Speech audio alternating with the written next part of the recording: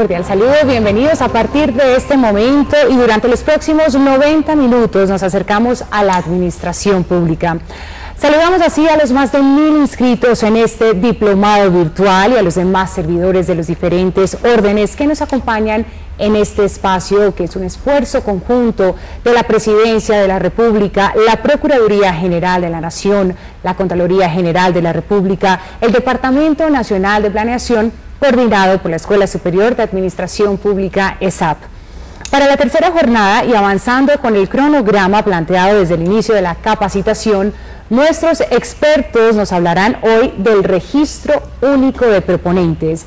Veamos la introducción que sobre este tema preparó nuestro equipo periodístico.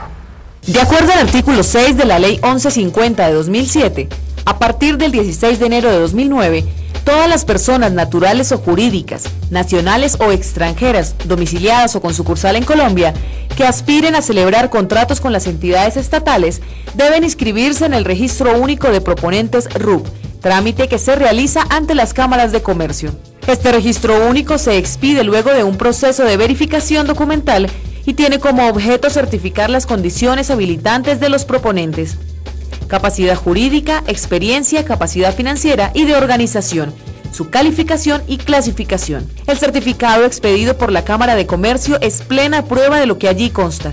Esto quiere decir que la entidad pública no puede solicitar información que esté en el certificado. En caso de necesitar información adicional para el proceso de selección, la entidad debe solicitar y verificar directamente los documentos que la soporten. Tenga en cuenta que no se requiere estar inscrito en el RUP en caso de contratación directa, contratos para la prestación de servicios de salud, contratos cuyo valor no superen el 10% de la menor cuantía de la entidad contratante, enajenación de bienes del Estado, contratos que tengan por objeto la adquisición de productos de origen o destinación agropecuaria que se ofrezcan en bolsas de productos legalmente constituidas, los actos y contratos que tengan por objeto directo las actividades comerciales e industriales propias de las empresas industriales y comerciales del Estado y sociedades mixtas, contratos de concesión de cualquier índole. Para hoy en nuestro set tenemos un gran número de personas que nos acompañan, por lo que respetuosamente les solicitamos manejar el tiempo previamente establecido. Nuestros conferencistas del día de hoy son el doctor Julio César Silva, director de cámaras de Confecámaras; el doctor Gustavo Balbuena Quiñones, superintendente de Industria y Comercio; el doctor Gonzalo Suárez Beltrán, consultor gerente del proyecto de contratación del Departamento Nacional de Planeación; el doctor César Torrente Bayona, contralor delegado para el sector de infraestructura física, telecomunicaciones, comercio exterior y desarrollo regional; el doctor Jorge Pino Ricci, asesor jurídico de la Escuela Superior de Administración Pública, ESAP; y el doctor Antonio Gómez Merlano, procurador delegado para la contratación estatal. Comenzamos entonces con nuestra exposición central.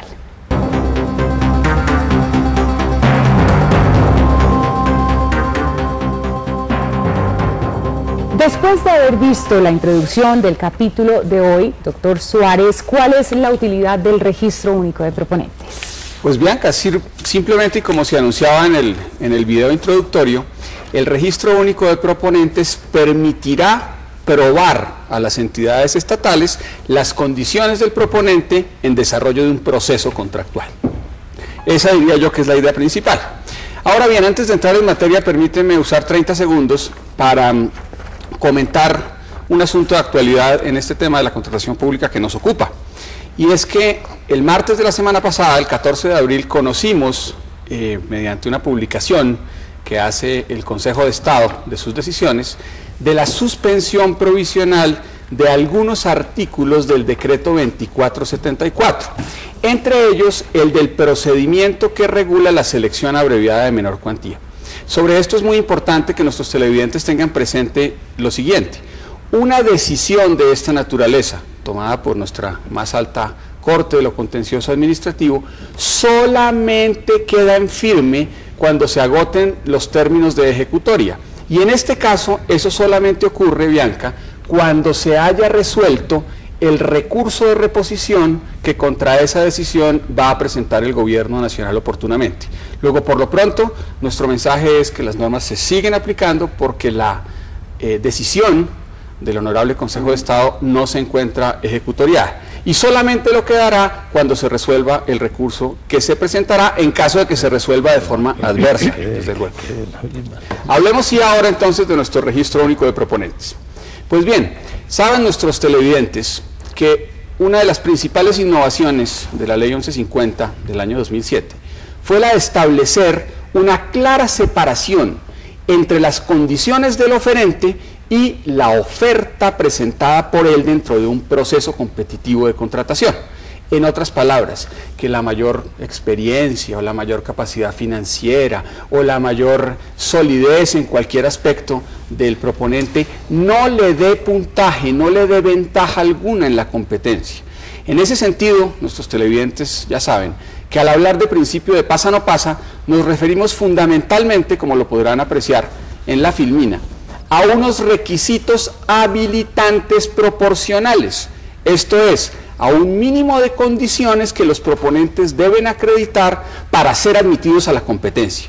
Pero quien tenga en exceso de esas condiciones, más experiencia, más capacidad financiera, más capacidad operativa, etcétera, no tendrá por ello una recompensa. Esos requisitos entonces serán mínimos y proporcionales al objeto a contratar. ¿Y cómo se prueban? Vuelvo a tu pregunta inicial, Bianca. Mediante el registro único de proponentes. Esa es su vocación. Ese es entonces un aspecto central de la reforma en la que la Ley 1150 puso, desde luego, una gran parte de su soporte. Entonces, dicho lo anterior, que quede claro a nuestros televidentes que la prueba de las condiciones del proponente se hace por regla general a través del RUP. Y por eso el video introductorio decía que las entidades no piden información que se deba certificar en el RUP. Porque de lo contrario estaríamos entonces yendo hacia el pasado, en donde se le pedía a los proponentes toda clase de información sobre su vida anterior, certificaciones expedidas dentro de los X días hábiles anteriores al cierre de ese proceso, volver a recoger sus pasos como contratista tanto con el Estado como con particulares, aportar otra vez los estados financieros completos. No, lo que el registro único de proponentes nos va a permitir es evitar esa proliferación de trámites al interior de los procesos de contratación, de manera tal que a lo certificado en ese sistema se le deba creer y por ende las entidades no podrán pedir, señores televidentes, esa información nuevamente en los procesos. Habrán de estarse a lo que el certificado disponga en esa materia. Esa es la gran importancia del nuevo registro. Ahora bien, podrá ocurrir que en algunos casos sea necesario que las entidades verifiquen circunstancias que no deban constar en el registro. Ahora veremos en la exposición cómo, por ejemplo, en materia de experiencia, el sistema que ideó el decreto 4881 de 2008 se limita a lo que él denomina experiencia probable.